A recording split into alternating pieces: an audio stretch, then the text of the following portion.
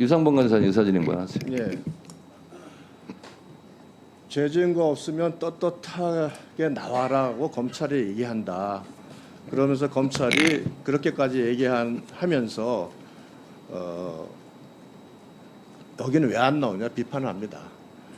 검찰의 그런 행태가 잘못됐다고 비판을 하면서 여기 청문회에서는 죄 지은 게 없다고 주장하는 사람에게 떳떳하게 나와라라고 또 얘기를 해요. 그 얘기를 비난하면서 여기서 똑같은 얘기를 합니다.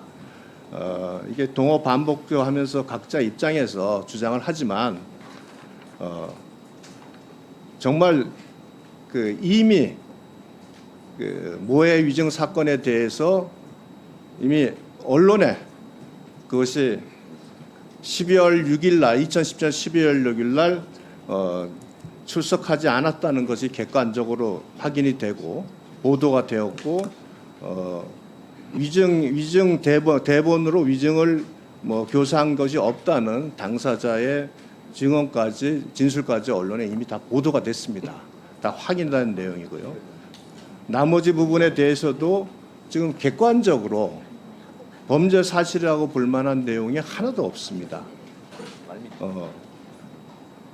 그런 와중에 지금 저희가 이 탄핵 사유에 대해서 조사를 한다고 하면서 5개의 범죄 중에 보면 돈봉투 사건과 관련돼서는 증인이 누구 하나도 채택이 안 됐습니다. 사실은 이게 굉장히 민주당에서 별건 수사다, 수사권 없는 수사고 피의사실 공표라 그래서 굉장히 중요하게 비난을 했던 사안입니다.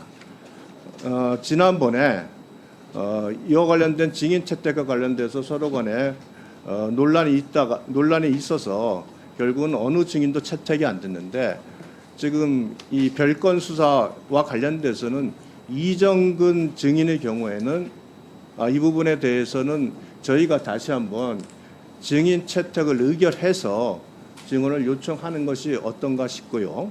그래서 이 부분에 대해서 위원장님께 한번 대검토를 요청드리고 두 번째는 피의사실 공표와 관련돼서도 사실은 우리 탄핵 사유에는 2023년 9월 5일자라고 보도되었다고 적실해서 명백한 오기로 드러나서 국민적 비판도 받았습니다만 그 당시에 보도한 기자 부분에 대해서 민주당은 이 부분에 대해서도 증인 신청을 하지 않았습니다.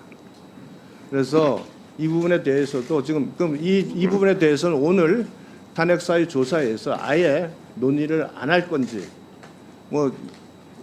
이 조사 대상에서 배제한 건지 국회 증언감정에 본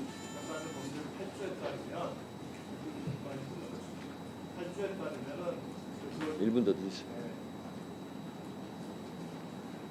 구체 진행 중인 수사 중인 사건이요 재판 중인 사건에 관해서는 조사할 수 없다는 그 규정을 준용해서 이걸 채택하지 않았다면 이해가는 측면이 있습니다만 그런데 지금 현재 증인이 한 분밖에 안 나온 상태고 또 민주당에서 돈봉투 사건과 관련돼서 그 사건의 적법성에 대해서 굉장히 지금 문제가 있다고 주장하면서 탄핵 사유로까지 삼았는데 적어도 이정근 증인 그다음에 피해사실 공표와 관련돼서 우리 기자분들이 현재 수사 중에 있는 걸로 알고 있습니다만 이 기자분들에 대한 증인 채택 여부 이 부분에 대해서 다시 한번 우리가 의결을 하든지 하는 방법으로 탄핵 조사 대상에서 탄핵 조사와 관련돼서 증인으로 채택을 하는 게 좋지 않겠나 의견을 제시합니다.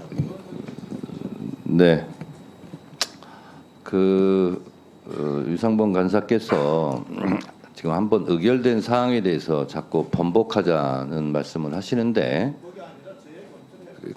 그러면 재의결을 해야 된다는 말씀을 좀 드리고요. 그리고 지금 재의결하기에는 제가 볼 때 시기적으로는 적절해 보이지 않는다 이런 말씀을 드리고 또 돈봉투 사건 관련 증인 관련해서 말씀을 하셨는데 여러분들 기억하시겠지만 지난번에 유상범 간사께서 논의 중에 거명된 사람을 이렇게 증인 채택 명단에 다 넣으면 어떡하냐. 그래서 제가 두 분 간사님을 오시라고 해서 1번부터 20번까지만 하고 21번부터 다시 말해서 간사 간에 오고 갔던 이름들을 적어놓은 것은 다 빼자. 그래서 국민의힘도 그건 동의를 했던 사항입니다. 그래서 민주당 측의 전현직 의원들 그리고 민망하지만 우리 법사위에 앉아 계신 국민의힘 의원님들 이름도 실제로 거기에 적혀 있었습니다. 그래서 그 부분은 제가 봐도 좀 무리수인 것 같다. 그래서 양쪽 간사님들께 말씀드렸고 간사님들도 다 오케이를 해서 그래서 증인이 빠진 겁니다. 근데 그걸 가지고 다시 본인들도 오케이 해놓고 다시 지금 재론해서 다시 증인 채택하지 하는 것은 그러면 그때 말과 오늘 말이 좀 다르다라는 말씀을 좀 드리고 또 하나 국민들께서 법조항을 일일이 다 아실 수가 있겠습니까? 그래서 제가 말씀을 드리는데 검사의 위법 행위 중에서 별건 수사는 형사소송법 제198조 준수사항에 나와 있는 것에 대한 위반입니다. 형사소송법 제198조 사항을 제가 말씀드리겠습니다. 수사기관은 수사 중인 사건의 범죄 혐의를 밝히기 위한 목적으로 합리적인 근거 없이 별개의 사건을 부당하게 수사하여서는 아니 되고 다른 사건의 수사를 통하여 확보된 증거 또는 자료를 내세워 관련 없는 사건에 대한 자백이나 진술을 강요하여서는 아니 된다. 이렇게 되어 있습니다. 그런데 이따가 우리가 질의응답 과정에도 나올 것으로 예상되지만 이것이 그냥 다반사로 벌어지는 것이 실제로 검찰청 안에서 있는 일 아니겠습니까? 이것은 분명히 형사소송법에 금지하고 있는 사항입니다. 제 발언 중입니다. 그리고 위법 수사 같은 경우 검찰청법 제4조 검사의 직무에 대해서 제가 말씀드리겠습니다. 검찰청법 제4조 검사의 직무 1항 검사는 공익의 대표자로서 다음 각호의 직무와 권한이 있다. 1. 범죄수사, 공소의 제기 및 그 유지에 필요한 사항 다만 검사가 수사를 개시할 수 있는 범죄의 범위는 다음 각 항목과 같다. 부패범죄, 경제범죄 등 대통령으로 정하는 중요범죄. 이것은 검찰개혁이 되면서 부패범죄, 경제범죄 이외에는 수사를 할 수 없게 되어 있습니다. 따라서 김영철 검사가 별건 수사를 한 것은 분명합니다.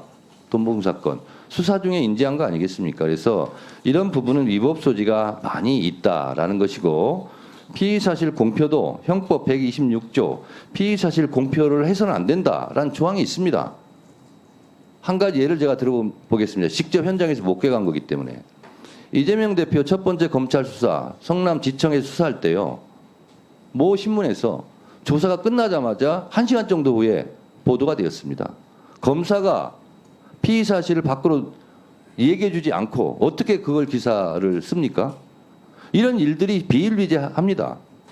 그래서 오늘 그런 부분들에 대해서 어느 정도 무겁게 처벌해야 될 것인지 그런 일이 실제로 있었는지 없었는지 얼마나 빈번하게 일어났는지 이런 부분들을 오늘 알아보고 조사하자는 겁니다. 그래서 의사진행 발언을 제가 오늘 많이 드렸는데 실제로 의사진행이 아니라 의사진행을 자꾸 지연시키고 미루는 경향이 있기 때문에 의사진행 발언은 한두 분만 더 듣고 끊도록 하겠습니다. 전현희 의원님이 계속 손드셨기 때문에 전현희 의원님 말씀하세요. 네, 존경하는 위원장님 감사합니다.